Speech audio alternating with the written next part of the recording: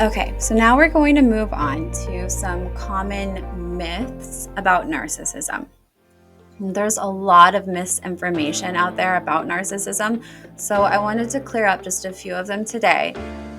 This conversation could go on and on and on, but for the sake of this video, I'm going to only cover a few of them today, 3 overall. Myth number 1, narcissists love themselves. It might look that way, but in reality, most people with NPD don't feel secure in who they are. As I just said, their self-image is very fragile, and this is why they rely on external validation to feel worthy. All of the manipulations and their behaviors and things that they do, it's all an attempt to maintain control so that they aren't forced to look inward at themselves and that they aren't made to feel the same things that they did in childhood, which usually narcissists have been through a lot of trauma. Narcissists are essentially very traumatized people. But instead of looking inward and doing the work, their narcissism has developed in a way where it makes it so they do everything they can to never feel that way again. So never feel the shame and helplessness and the terrible emotions that they felt in childhood. And that can be a whole video in itself. But myth number 1, narcissists love themselves. No, that's not true. They might come across that way. And they, again, would not admit that they have low self-esteem and a fragile self-image that would require awareness, which they usually don't have. That would require them to self-reflect, which they usually aren't capable of. And so that's, myth busted there. Myth number 2, narcissists act the way they do because of childhood trauma. So if you just love them enough, you can heal them. The truth is, yes, narcissists have experienced childhood neglect or abuse or some sort of attachment trauma. But that doesn't excuse harmful behavior. And it's not your job to fix them. In fact, staying and hoping your love will heal them often keeps you stuck in that cycle of abuse. And no one can heal them but themselves. No one can do that work for them. They have to do it. It's not your job to fix them, and you can't fix them. They have to do the work. Myth number 3, narcissists will eventually realize how much they've hurt you and apologize. This is one of the most painful illusions survivors hold on to. Most narcissists lack the capacity for genuine empathy and accountability. If you're waiting for a heartfelt apology or real change, you'll likely be waiting forever. Protecting yourself and your well-being has to come first. And again, this is one that's really, really, really hard for people who are in relationships with narcissists to really even comprehend. It's so painful. And the more you pull away and remove yourself from the situation, the easier it is. But really coming to terms with the fact that narcissists will most likely never actually apologize in a real, authentic way. Why does all of this matter? Because understanding narcissistic personality disorder isn't about labeling people. It's about clarity and protection. If you've ever been in a relationship where you felt invisible, constantly doubted yourself, or questioned your own reality, understanding NPD can give you language for what has happened to you. It helps you see that it's not about you being too sensitive, needy, or broken.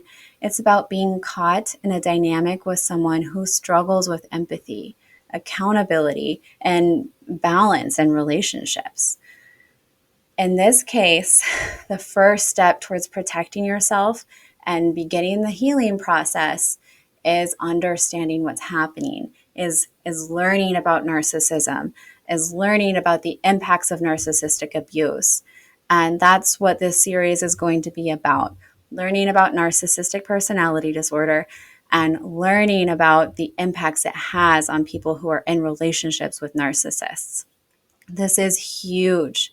I, in my practice, have worked with so many people who are stuck in narcissistic relationships or are trying to get out of them. And the more you can learn about this dynamic, the more power it gives you in your process or in the journey of cutting off that relationship. And that looks different for everyone. Everyone's situation is different.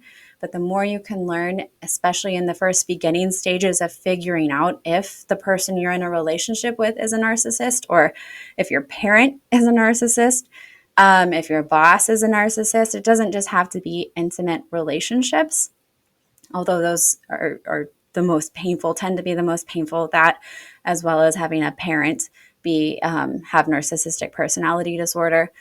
The more you can learn, then the more empowered you can feel to do what you need to do to protect yourself in that situation. So if you're watching this and recognize some of these patterns from your own life, please know you're not alone.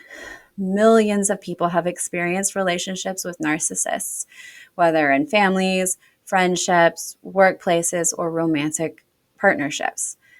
Healing is not only possible, it's transformative. So many people who have healed or in the process of healing from narcissistic abuse talk about it being a sort of spiritual awakening. And it really, really does transform a person's life.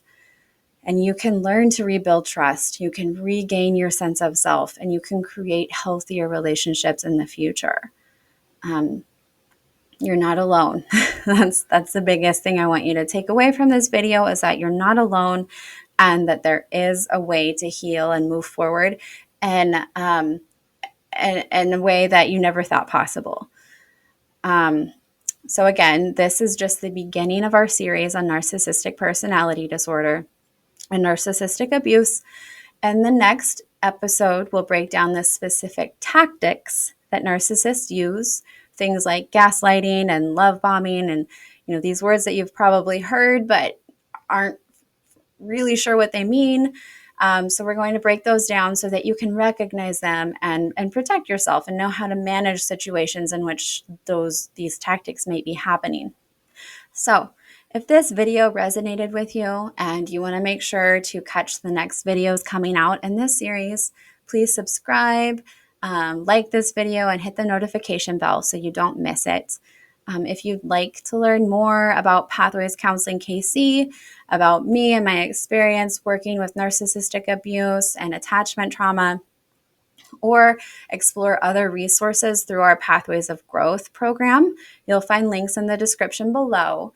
The Pathways of Growth program is a program that is in the beginning stages of being launched, but it's a program that's going to include online courses on a variety of topics. It has you'll have access to a community platform where you can talk and connect with others who may be going through similar experiences that you are.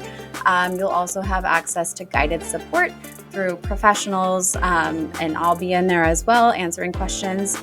It's a really great resource for overall personal growth and development. So you can check those links out in the description below. Thanks so much for joining me today, and I'll see you in the next video.